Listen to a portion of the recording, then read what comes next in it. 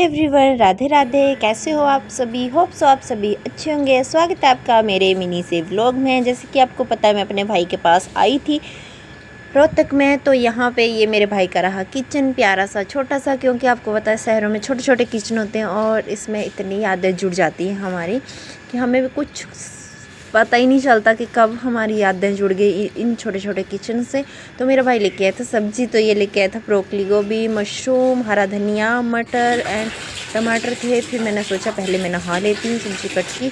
फिर मैंने सोचा नहा लेती हूँ पहले, फिर मैं फटाफट नहाई और उसके बाद मैं रेडी शेडी हुई। ये है मेरे भाई का छोटा सा कमरा। इस साइड और लोग रहते हैं, क्योंकि शहरों में पता आपको कि एक साइड एक का कमरा होता है, दूसरी साइड दूसरे बंदे का कमरा होता है। फिर मैं नहा के कंघी लगी करने, क्योंकि आपको पता है नहाए बिना खाना बनाना हो तो ऐसे अच्छा नहीं लगता है कभी भी। मैं तो हमेशा जब भी खाना बनाती हूँ सुबह सुबह नहा के ही बनाती हूँ, क्योंकि कुछ लोगों को आदत होती है बिना नहाए किचन में चले जाओ, खाना लग पड़ो बनाने। अब तो थोड़ी मेरी भी आदत बदल गई है, क्योंकि जब नई नई शादी हुई थी ना, तब तो सुबह उठो, नहाओ और अपनी पूजा पाठ करो, उसके बाद किचन में जाओ। अब जैसे जैसे शादी को ज़्यादा साल होते जाते हैं, वैसे वैसे हमारी आदतें कुछ बदलती जाती हैं, उसमें के साथ ढलते जाते हैं हम लोग। तो सेम वैसे ही है मेरे साथ। पर फिर भी अभी भी मैं कोशिश करती हूँ कि सुबह पहले नहाऊं, उसके बाद मैं पूजा पाठ करूं, उसके बाद जाके खाना बनाऊं। पर कई बार होता है ना, पतिदेव को ड्यूटी जाना होता है, तो जल्दी जल्दी कई बार सुबह चले जाते हैं, ये कई बार लेट जाते हैं, तो उस वजह से खाने का मतलब टाइम होता है एक कि इनको जाने से पहले खाना देना होता है। तो फिर मैं आ गई थी किचन में और मैंने कट की ब्रोकली गोभी। मुझे ना ब्रोकली गोभी काफ़ी पसंद है, इसमें ना भरपूर मात्रा में विटामिन ई पाया जाता है और के, तो मतलब काफ़ी अच्छी लगती है मुझे ब्रोकली गोभी। आप लोग इसका सैंडविच बना के भी खा सकते हो और इसको रोस्ट करके हल्का हल्का इसको ऐसे भी खा सकते हो, क्योंकि ये ऐसे कच्ची खाने में भी टेस्टी लगती है मुझे।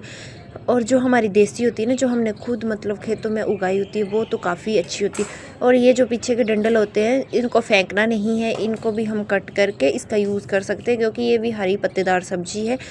तो कई कुछ लेडीज़ें देखी है मैंने, पूरा ये नीचे का डंडल जो होता है ना, फूल जो नीचे का होता है, इसको पूरा ही फेंक देती हैं। कई बार मैंने कचरे में देखा, फिर कई बार गाय को फेंकती हुई देखी मैंने। इधर भी क्वार्टरों में भी ऐसे ही करती हैं लेडीज़ें कुछ। तो इसको फेंकना नहीं होता है, इसके जो डंडल होते हैं, इसकी आप अलग से सब्जी भी बना सकते हो, आलू डाल के इसकी सब्जी बनती है खट्टी खट्टी, और इतनी टेस्टी होती है ना, सच बताऊं बहुत टेस्टी होती है। आप ना एक बार खा के देखना, आपको लग जाएगा पता कि टेस्टी है या नहीं है। तो कौन कौन ऐसे फेंक देता है इसको मुझे ज़रूर बताएं।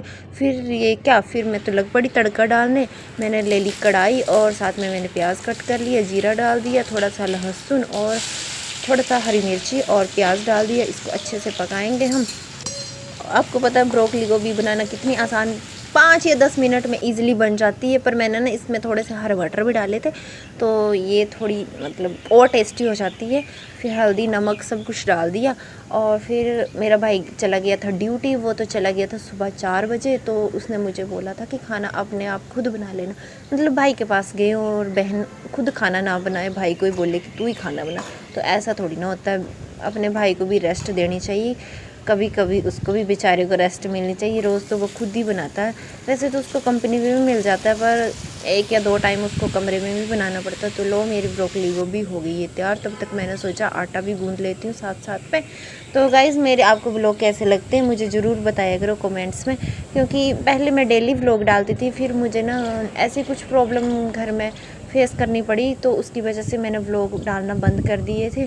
कई बार होता है ना कि बंदे की तबीयत ठीक नहीं है या कुछ हो जाता, तो उसकी वजह से फिर व्लॉगिंग करना टाइम ही नहीं लगता था, और उसके बाद मैंने व्लॉगिंग करना छोड़ दी थी। पर फिर मैंने सोचा स्टार्ट करती हूँ अभी। तो मेरा मोनेटाइज हो गया था चैनल, और मैंने जैसे व्लॉग डालना बंद कर दी, मेरा फिर से डेड हो गया। तो आप लोग प्लीज़ मुझे सपोर्ट करना और मेरे चैनल को मोनेटाइज करवा देना फिर से जल्दी जल्दी। आगे से आगे मेरी वीडियो भी शेयर कर दिया करो और लाइक भी कर दिया करो और कमेंट भी कर दिया करो।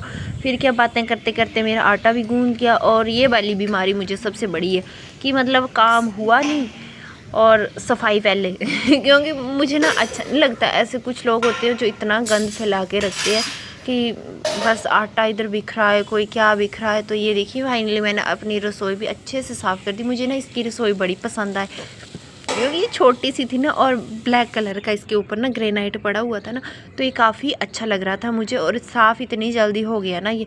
फिर यहाँ पे वैसे तो गर्मी आ चुकी है, पर फिर भी ना उधर जहाँ पे मैं भाई के पास गई थी रोहतक में, तो वहाँ पे ना थोड़ी सी ठंड लग रही थी, तो हमने ना ये रजाई निकाली थी, पर ये हमने परी फेंकी। और रात को ये पतला सा कंबल लेना पड़ा फिर ओढ़ने के लिए, क्योंकि रजाई में और गर्मी लग रही थी। फिर ये पतला सा कंबल निकाला। फिर मैंने सोचा सफाई कर देती हूँ फटाफट से। ये तो गया था ड्यूटी, तो इसके आने से पहले मैंने इसकी पूरी अलमारी साफ़ की, पूरे बेड बुड पूरा मतलब पोछा झाड़ू पोछा सब लगा दिया था, क्योंकि लड़के होते हैं आपको पता है कि ये गंद फैला के ही रखते हैं। तो झाड़ू पोछा करके मैं हो चुकी थी फ्री। फिर पतिदेव जी भी उठ गए, उन्होंने भी ब्रश नहाए हुए। फिर मैंने बोला अब खाना खा ही लेते हैं, क्योंकि टाइम काफ़ी हो चुका था। मैं लग पड़ी थी बनाने चपातियाँ, और इसका ना ये चकला जो था ना ये ठक ठक कर रहा था, मतलब ऊपर ऊपर उठ रहा था। फिर मैंने ना इसके ऊपर नीचे ना कपड़ा बिछा के ना इसको मैंने बोला अब बनाती हूँ, तो अच्छे से बन गई फिर। और चकला वैसे बड़ा सुंदर था इसका। तो फिर मैंने फटाफट से चपातियाँ वगैरह बनाई।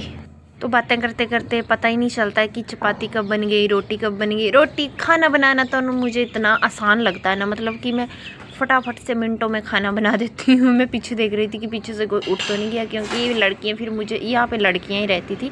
तो ये बाद में मुझे बोलती कि आप दीदी व्लॉगिंग करते हो? मैंने बोला हाँ। तो बोलती हम ना सुबह आपको देख रहे थे, आप ना वीडियो बना रहे थे। फिर आ गई मुझे पूछने कि ये दीदी आपका चैनल कौन सा। फिर मैंने चपातियाँ बनाई। फिर सब्जी थी सूखी, आपको पता ब्रोकली गोभी सूखी सूखी होती, तो इसको ऐसे नहीं खाया जाता मेरे से। मतलब कोई भी सब्जी अगर सूखी हो ना तो मेरे से नहीं खाई जाती। मुझे ना उसके साथ दही तो ज़रूर चाहिए। दही मेरा बहुत पसंद है मुझे। दही दूध मुझे इतना पसंद नहीं है, दही मुझे बहुत पसंद है। आप लोग सोच रहे हो ना इसने नीचे डाल दिए, मतलब थाली में डाल दिए, कटोरी में नहीं डाला दही। तो आपको पता है जैसे इसको मिला के खाना तो कौन एक बाइट कटोरी से निकाले, एक बाइट इससे निकाले। फिर हम पहुंच चुके थे फाइनली मेले में। शाम हो चुकी थी, खाना खुना खाया हमने फ्री होकर। फिर हम चले गए मेला देखने। यहाँ पे लगा हुआ था मेला बहुत बड़ा सा। तो फिर हमने यहाँ पे मेला वगैरह देखा। यहाँ पे लगे हुए थे ढोलने, और इस साइड टिकट ले रहे थे हम लोग। चलो अंदर दिखाती हूँ आपको क्या हो रहा था अंदर। तो मैं, पतिदेव जी और मेरा भाई, हम तीनों ही चल पड़े थे मेला देखने। और अंदर हो रहा था जो मौत का कुआं होता है ना, आपने देखा? पहले मैंने तो कभी नहीं देखा, मैं फर्स्ट टाइम देख रही थी। और ये है यहाँ का मंदिर। ये बिल्कुल ऐसे लगता है कि राम मंदिर है जैसे है ना उधर अयोध्या में राम मंदिर, सेम वैसा बना हुआ। और अंदर से आप देखोगे इतना सुंदर मंदिर है ना, ये बाबा मस्तनाथ मंदिर है ये उधर रोहतक में, तो बहुत सुंदर है ये। और ये था मौत का कुआं जहाँ पे हम लोग आ चुके थे देखने के लिए। तो मैं आपको भी दिखाती हूँ जिसने नहीं देखा।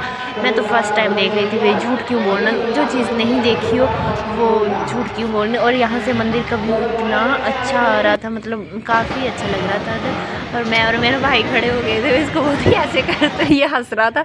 और लो जी फाइनली स्टार्ट हो चुका था मौत का कुआं। जो यहाँ पे ये भाई लोग देखो बाइक कैसे चला रहे थे। इसने पूरी ऊपर ये जो लगे हुए थे ना, ये फट्टे लगे हुए थे लकड़ी के, तो इसके ऊपर बाइक चढ़ा रहा था। और नीचे एक बुलेट वाला था, और साथ में थी गाड़ी एक।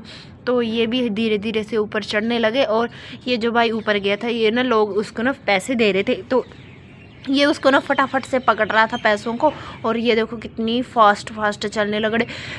और मुझे इतना डर लगे ना इनको देख के, मैं तो सोचूं हे भगवान ये क्या हो गया। मैं तो बड़ी डर गई थी सच में। आप लोगों ने भी देखा ये। फिर उसके बाद ना गाड़ी भी चलने लग पड़ी।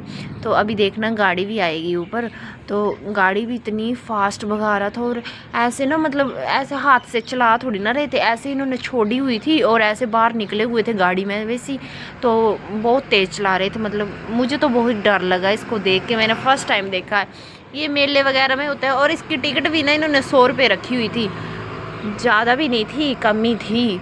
पर यहाँ पे लोग इतने ज़्यादा देख रहे थे, और ये पैसे दे रहे थे लोग, और ये पकड़ रहे थे हाथों से, इनके खींच रहे थे। कसम से बहुत मतलब हिम्मत चाहिए ये काम करने के लिए। इनको तो पता नहीं कैसे कर लेते हैं ये लोग, पर बहुत हिम्मत चाहिए। सच बता रही हूँ, बहुत खतरे वाला काम है ये। अगर ऊपर से एक बार भी बंदा गिर जाए ना तो बचेगा नहीं वो सच में। और नीचे एक और गाड़ी खड़ी थी, तो ये देख सकते हो कितनी तेज़ भगा रहे थे। अभी तो ये फिर भी स्लो हो गए थे, क्योंकि इनका मतलब अभी उतरना था। इन्होंने नीचे धीरे धीरे ये उतर रहे थे।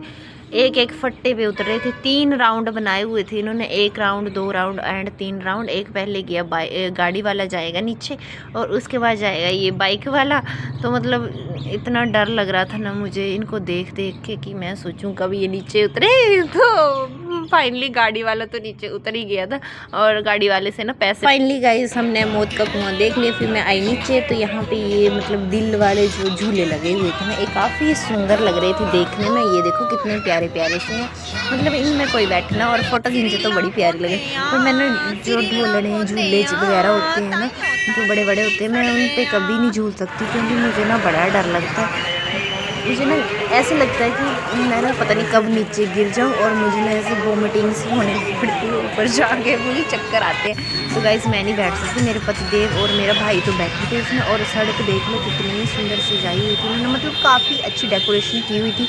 पूरी लाइटिंग से मेला ऐसे जगमगा रहा था और मंदिर तो इतना सुंदर लग रहा था ना लाइटिंग से। फिर हम चले गए थे दूसरे ग्राउंड में अगले दिन। तो वहाँ पे ये मैंने वीडियो भी बनाई हुई कि वहाँ पे पैरा मोटर का वो पैराग्लाइडिंग का वो लगा हुआ था। और अभी हम फिर से फाइनली मेले में आ चुके थे यहाँ पे गोला और खाने के लिए। और ये देखो टेडी बेयर इतना प्यारा था, मुझे इतना सुंदर लगा। मैं अपने भाई को बोलूँ मुझे ले दे, तो ये बोलते पागल है ये क्या करना तूने। तो मुझे मतलब ये ना बड़ा सुंदर लग रहा था देखने में भी। और मुझे मतलब टेडी बियर जो है ना मुझे बड़े पसंद है पहले से ही, मैं बड़े लेती हूँ टेडी बियर वगैरह। तो यहाँ पे देखो यहाँ पे भी तो गाइस था भी ये कम प्राइस में ही, शायद 150 का था ये। तो मैं अपने भाई को बोलती ले दे मुझे, तो ये बोलता नहीं लेना मैंने। तो मैं अपने पति देव को बोलती, वो तो बिल्कुल भी नहीं लेके देते हैं मुझे ऐसी चीज़ें। बोलते बच्ची है तू खेलने के लिए इनसे, मतलब काफ़ी सुंदर था ना ये, तो मुझे बड़ा पसंद आ रहा था। तो फिर मैं सोचूं कि ले ही लेती। तो गाइस सच बताऊँ ना, मुझे ना मेले मूले देखना ना पहले बिल्कुल भी पसंद नहीं थे, बिल्कुल भी पसंद, मैं बिल्कुल भी नहीं जाती थी मेले मूले में। तो गाइस उसके बाद पहुँच चुके थे हम इस वाली गेम पे। ये वाली गेम तो मेले में हर जगह लगी होती है, क्योंकि ये जो राउंड होता है ना इनके पास, तो ये इसको फेंकना होता है और जिस भी चीज़ पे गिरे ना ये, तो वो चीज़ हमारी हो जाती है। मतलब अब अगर इन्होंने 100 रुपये रखा हुआ था, 50 रुपये, ये बच्चों वाली ये मैंने खेली थी बीना गुड़ी में, वहाँ पे भी मेला लगा हुआ था। तो इस पे नंबर बनाने होते हैं, जितने नंबर सामने इन्होंने सामान रखा होता है ना उसी नंबर पे गिरे। तो आगे लगा हुआ था एरोप्लेन, इसमें भी आप बैठ सकते हो। एरोप्लेन में ये आँखों में लगाते हैं, उससे ऐसे लगता है कि आप उड़ रहे हो, आगे कहीं जा रहे हो कहीं जा रहे हो। और ये देखो मेरे पति देव जी और मेरा भाई पहुँच चुके थे इस वाले ढोलने में बैठने के लिए। और ये इतना खतरनाक था ना, इतनी तेज़ी से चल रहा था, मैं तो कभी ना बैठूं। देखो कैसे कैसे राउंड राउंड हो रहा था। फिर ये उतरे तो फिर क्या बोलते हमें ना चक्कर आ रहे थे। मैंने बोला किसने बोला आपको बैठने के लिए। और इधर ना इतने सारे ढोलने लगे हुए थे ना, मतलब बैठने के लिए, मतलब काफ़ी अच्छा मेला लगा हुआ था, बहुत बड़ा था। यहाँ पे ढोलने वगैरह ही बहुत ज़्यादा थे लगे हुए। तो ये देखो यहाँ से भी मंदिर कितना सुंदर लग रहा है। मेरा तो मन करे बस मैं मंदिर की वीडियो बनाती हूँ। अंदर हम दर्शन नहीं कर पाए क्योंकि बहुत ज़्यादा भीड़ थी और यहाँ पे इतने साधु संत वगैरह आते हैं। और ये देखो बैलून ये कैसे उड़ रहे थे। पहले हम बचपन में ये ना ये बंदूक होती है, बंदूक से उड़ाते हैं, तो बहुत ज़्यादा खेलते थे।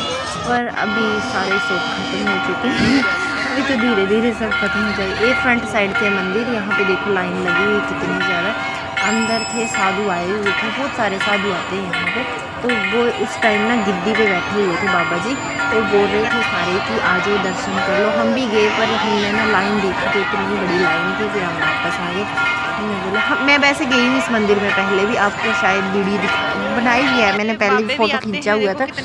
तो जब मेला नहीं लगा हुआ था ऐसे ही गई थी मैं पहले भाई के पास, तब गए थे हम यहाँ पे। और ये सारे बाबा लोग जो भी आए हुए थे यहाँ पे बैठ चुके थे। और यहाँ पे लंगर भी लगा रहता है सेम टाइम। तो आपको मेरा व्लॉग कैसा लगा मेले वाला, मुझे कमेंट्स में बताएं। बहुत मेहनत लगती है गाइस व्लॉग बनाने में। लोग तो बोलते हैं ना कि ऐसे वीडियो बन जाती है, पर ऐसे वीडियो नहीं बनती है, बहुत मेहनत करनी पड़ती है। लोगों के सामने कैमरा निकालना, अपना फ़ोन निकालना बहुत ज़्यादा मुश्किल होता है। तो आपको मेरी वीडियो कैसी लगे मुझे कमेंट्स में बताएं। राधे राधे, जय श्री।